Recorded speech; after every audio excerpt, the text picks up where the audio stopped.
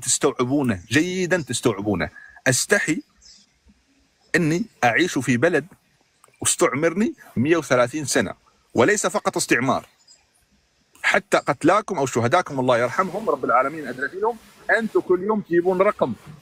انا استحي اني اعيش في هذا البلد كفرنسا. 7 مليون رقم مو بهين. بامكانكم استعمار فرنسا، ترى على فكره بامكانكم تخربون فرنسا شمال جنوب، ولا حد منكم حرك ساكن. والدليل ان فرنسا تستخدمكم وتتحكم فيكم انكم ولا حد فيكم حرك ساكنا بخصوص زياره ماكرون، ولا حد منكم انتقد لبس ماكرون، ولا حد منكم انتقد زوجة ماكرون اللي منعت الحجاب في اوروبا ولبست الحجاب في المغرب. لماذا لم تنتقدون هذا الشيء؟ زوجة ماكرون اللي سجنت الملايين او الالاف بخصوص الحجاب وفرضته في باريس، واذا رحت فرنسا تحدى في ناس في اماكن لا تدخل لها بالحجاب، وجت للمغرب وحطت حجاب ودخلت ضريح وشالت الحذاء. ليش ما تكلمتوا عن هذه النقطة؟ وليش ما تكلمت عن النقطة الثانية لما ماكرون دخل المسجد الأعظم أو الأخرب ولا شو تسمونه، دخل بحذائه وفي ضريح الملك محمد السادس شال ودخل بالجوارب هو حرمته ومتحجبة. ليش ما انتقدتم شيء في فرنسا؟ ولا شيء. وهذا دليل أن لما يجيكم الأوامر من فرنسا تصمتون في شمال أفريقيا، تصمتون ولا حد منكم يحرك ساكنه. الإعلام الفرنسي يذلكم يوميا، يوميا الرسمي والغير رسمي، ولا حد منكم حرك ساكنه. أشكرك، شكرا والسلام عليكم. شكرا لك. أحسن عليه أسعد. تفضل. هما هذو يهربوا من الحقيقة لأنهم ينافقوا، لأن احنا نتكلموا في موضوع تاع الصحراء. هو يساند استرجاع الصحراء. أنا طرحت عليه سؤال، هل هو يساند استرجاع بلاده الإمارات بسلطنة عمان تسترجع الإمارات بالطرح هذا لو جايين به هما؟ هذا الطرح يعني سلطنة عمان تسترجع الإمارات أراضيها، ويعني العراق تسترجع الكويت أراضيها، ويعني سوريا تسترجع لبنان، يعني كوريا الشمالية تسترجع كوريا هذا طرح غير معقول. هذا أنا صح والله، مو صدق والله، طرح غير معقول. ما تقوله أنت غير معقول ولا له علاقة بالموضوع، ما له علاقة أصلا. هما هذا هو الطرح اللي جاي. الأراضي هذه كانت بكري أراضية نسترجعها وخلاص. وعلاش هما يسترجعوا والآخرين ما يسترجعوش؟ يعني كل الناس تسترجع. ألمانيا شوف قسموهم الألمان على دولتين، استرجعوا ولكن بالرضا. احنا ماناش ضدهم أن يسترجعوا أراضيهم كما يقولوا أراضيهم، ولكن بالرضا الشعب الصحراوي. وعلاش تقولوا فلسطين تسترجع أرضها؟ علاش تقول فلسطين تسترجع أرضها؟ من؟ فلسطين علاش تقولوا هي تسترجع أرضها؟ فلسطين مع استرجاع أرضها. علاش هذيك مع استرجاع أرضها وأخرى ماشي مع استرجاع أرضها؟ وانت مع استرجاع الامارات ولا ماشي؟ انا كنسولك انت قلت لا جاوبني. قلت علاش كل شيء غنقولوا استرجاع كل شيء؟ هل انت مع سلطنه عمان تسترجع الامارات؟ انا مع جاوب يا ولد العاصمه، جاوب. انا مع سلطنه نيروبي. انا سؤال صريح وواضح، جاوب عليه. انا مع البنين. جاوب على سؤالي. انا مع البنين مع السؤال. هل انت مع استرجاع سلطنة عمان للإمارات أراضيها؟ هل سلطنة عمان قالت أنا الإمارات أراضيها؟ أنا ما سمعتش. أراضيها، أنت تعرف اللي أراضيها خليج. لا تقول يا أخي، فهم. إذا في تهرب من السؤال. اسمع يا كونغستر، لم نسمع ولا يقول العمانيون أن هذه أراضيهم، عمرهم ما قالوا. بس ولا قالوا ولا شيء. ما قالوش، ولكن أراضيهم يا أخي بالغصب. أنت أسعد وما كيشوفوا المغرب استرجعت يقول لك احنا فين نسترجع؟ علاش المغرب؟ يا أخي عادي إذا كانت الإمارات جزء من عمان ثم أصبحت دولة، عادي كثير دول يعني خلاص ما لهم انقسمت. لكن العمانيون يا أخي، العمانيون لا يطالبوا بشيء اسمه إمارات ولا حاجة. يا أخي كمل مداخلتك بسرعة. سنحيي تلك الفتنة، سنحييها. نتكلم على فرنسا. احنا فرنسا احتلتنا وحنا ردعناها خرجناها من ارضنا ورانا مستقلين، وانتم ما زلتوا عندكم الحمايه تاع امريكا وتاع بريطانيا وتاع القواعد العسكريه تحميكم، لانكم انتم ماشي قادرين تحمون نفوسكم. احنا ما يحمينا حتى واحد. فرنسا خرجنا من ارضنا دحرناها ورانا احرار في ارضنا وصافي. احسنت، شكرا لك. الحين تدري يا كونغستر، انت سهلت مداخلتي. انت الحين بينت مدى خبثكم انتم كسياسه كشعب كفكر تدري اللي قال له ما ادراك ان اباك ذيبا، هذا الذيب اللي اكل العنزه حق الشخص اللي رباه العنزه، فقال له ما ادراك ان اباك ذيبا. فانت الحين تثبت ذا الشيء، انت الحين لما تروح، انت الحين حسب فكرك ان بين عمان والامارات العربيه المتحده ان في عداوه، فتعال نروح عند عدوي عشان يصبح صديقي. فانت الحين تثبت فيه خبث عوض انك تدور الصلح. منافق، انت منافق، عندك طرح كيف انت مع المغرب تاخذ الصحراء وما ماشي مع سلطنه عمان تاخذ الامارات. هل انت مع سلطنه عمان تاخذكم الامارات تسترجعكم انتم اراضيها؟ الله ياخذك. هل انت معاهم تسترجعكم؟ هل سمعت يوم من الايام ان علاش منافقين انتم؟ ما عندكم في طرح، في مشكله واحده عندكم تنافقوا، تاكلون بمكيالين. لحظة يا كونغستر، هل سمعت أن عمان تقول أن الإمارات ساحلها الآن؟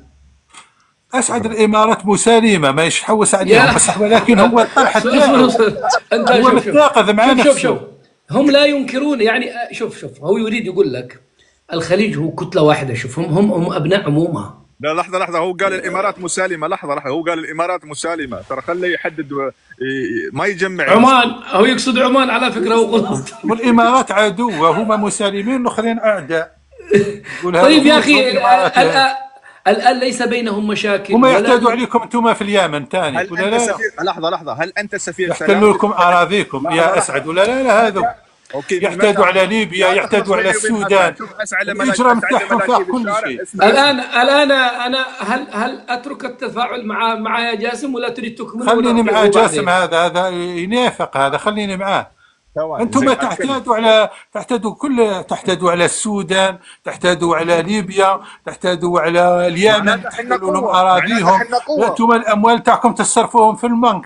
معناتها حنا قوة. أنتم ليس قوة، أنتم ذبابة، أنتم عندكم الأموال. هذا ما كان. لا تغلط شيء، لا يا كونغستر، لا تغلط. لا كونغستر رحم الله والديك. وما عندهم أموال يصرفوا أموالهم في الفتن، وما يحتلوا لكم أراضيكم. أسعد. طيب علشان نفهم، أنا من رأيي التفاعل هكذا بيضيع اللايف. صحيح. نترك جاسم يكمل، وأنت أصلا بعده مباشرة، ونأخذ مداخلة مع البقية ونختم اللايف. أصلا لن نطيل أكثر من هذا. أكمل يا جاسم. أول شيء لا تخلط بيني وبين أسعد. أنا أسعد إذا لقيته في الشارع يمكن تصير بيني وبينه بوكسات. أوكي، هذا أول شيء، هذا بيني وبينه. أنا حاولت أدوره في المغرب موجود في الصحراء، وما ودي اروح عند الصحراء لان عنده جيش من هناك 4 يرافقونه، وانا ما عندي رفقه، فما فينا نتعارك في الصحراء. احنا شاردين من الصحراء من الشرق الاوسط، ما فينا نتعارك. انا معك يا جاسم، انا معك، انا في صف. انا اعرف يباله شيء، نعرف اعداداته شوي مرات. المهم، على العموم الكونغستر يا الغالي، انت الحين انت سفير عمان وسفير فلسطين وسفير سلام الصحراء المغربيه.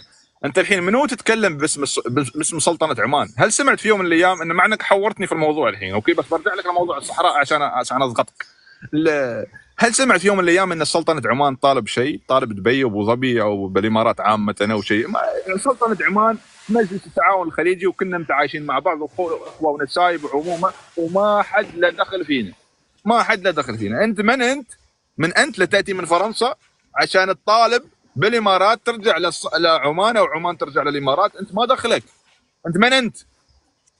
من الصحراء الغربيه؟ من انت يا جاسم؟ يا كونغستر خليه يكمل يا اخي، هو على وشك يكمل، ثم انت تاخذها بعد يا كونغستر. اقول لك هكذا قاعد ما بنسمعش اصلا.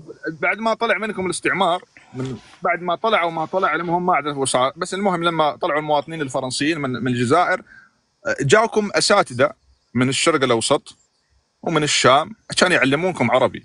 بس المصيبه تمكست عندكم الخلطه، لما طلعوا عندكم تمكست الخلطه وما صرت تستوعب العربي. قلت لك يا ابن الحلال ان المغرب عنده موضوع الصحراء المغربيه مطروح، موضوع عمان والامارات ليس هناك موضوع مطروح للنقاش. عشان شي كلمتك، من انت لتتكلم بلسان عمان؟ من انت كل اوراقك اختربت، جربت كل دول العالم، حتى فنزويلا المقهوره، فنزويلا جايبينها من جنوب امريكا عشان تعترف لك في الصحراء الغربيه او التندوفيه اللي موجوده داخل اراضيك وليس داخل اراضي المغرب.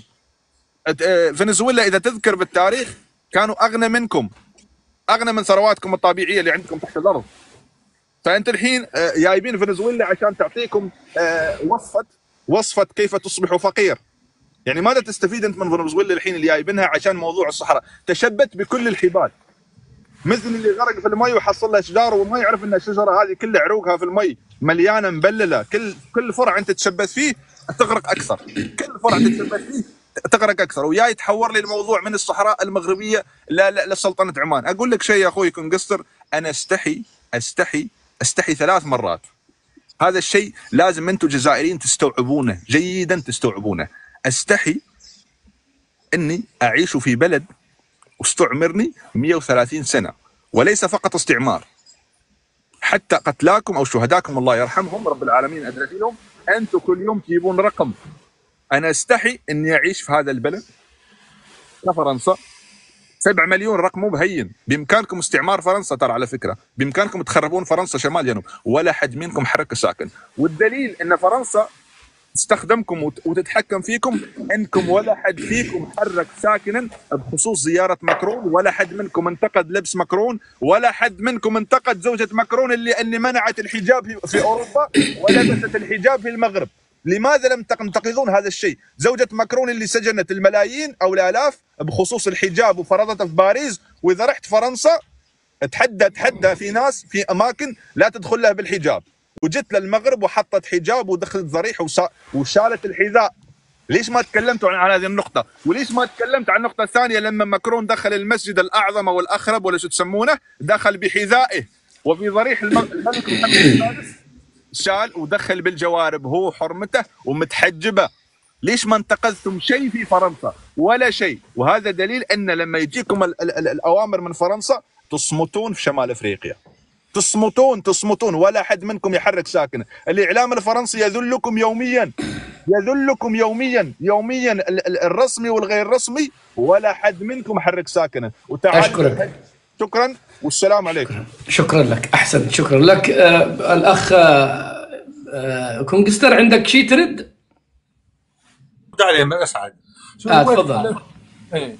هو شو هما هذو يهربوا من الحقيقة لأنهم ينافقوا، لأن احنا نتكلموا في موضوع تاع الصحراء. هو يساندها استرجاع الصحراء. أنا طرحت عليه سؤال، هل هو يساند استرجاع بلاده الإمارات بسلطنة عمان تسترجع الإمارات بالطرح هذا لو جايين به هما؟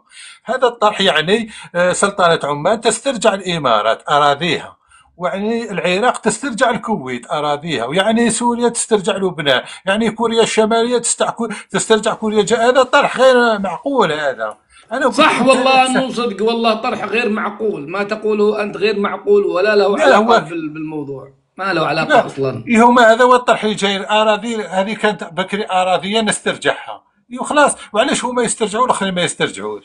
يعني كل الناس تسترجع. ألمانيا شوف قسموهم الألمان على دولتين أراضيهم، ولكن بالرضا الشعب الصحراوي. وعلاش تقولوا فلسطين تسترجع أرضها؟ علاش تقول فلسطين تسترجع أرضها؟ من؟ فلسطين علاش تقولوا هي تسترجع أرضها؟ فلسطين مع استرجاع أرضها. علاش هذيك مع استرجاع أرضها وأخرى ماشي مع استرجاع أرضها؟ وانت مع استرجاع الامارات ولا ماشي؟ انا كنسولك انت قلت لا جاوبني. انت علاش كل شيء غنقولوا استرجاع كل شيء؟ هل انت مع سلطنه عمان تسترجع الامارات؟ انا مع جاوب يا ولد العاصمه، جاوب. انا مع سلطنه نيروبي. انا سؤال صريح وواضح، جاوب عليه. انا مع البنين. جاوب على سؤالي. انا مع البنين مع استرجاع الهند. هل انت مع استرجاع؟ هل انت مع استرجاع سلطنة عمان للإمارات أراضيها؟ هل سلطنة عمان قالت أنا الإمارات أراضيها؟ أنا ما سمعتش. أراضيها، أنت تعب لأراضي الخليج. لا تقول يا أخي. فهم. إذا في تهرب من السؤال. اسمع يا كونغستر، لم نسمع ولا يقول العمانيون أن هذه أراضيهم، عمرهم ما قالوا. بس ولا قالوا ولا شيء. ما قالوش، ولكن أراضيهم يا اخي بالغصب. انت اسعد وما كيشوفوا المغرب استرجعت يقول لك احنا فين نسترجعوا؟ ليش المغرب يا اخي عادي اذا كانت الامارات جزء من عمان ثم اصبحت دوله، عادي كثير دول يعني خلاص ما لهم انقسمت. لكن العمانيون يا اخي، العمانيون لا يطالبوا بشيء اسمه امارات ولا حاجه. يا اخي كمل مداخلتك بسرعه. سنحيي تلك الفتنة، ولي سنحييها. تكلم على فرنسا. احنا فرنسا احتلتنا وحنا ردعناها خرجناها من ارضنا ورانا مستقلين، وانتم ما زلتوا عندكم الحمايه تاع امريكا وتاع بريطانيا وتاع القواعد العسكريه تحميكم، لانكم انتم ماشي قادرين تحموا نفوسكم. احنا ما يحمينا حتى واحد. فرنسا خرجناها من ارضنا، دحرناها ورانا احرار في ارضنا. وصافي. احسنت، شكرا لك. نعطي منير ثم شكرا على المساحه الاخ اسعد. شكرا لك، احسنت. الاخ منير ثم عقبه ثم ولد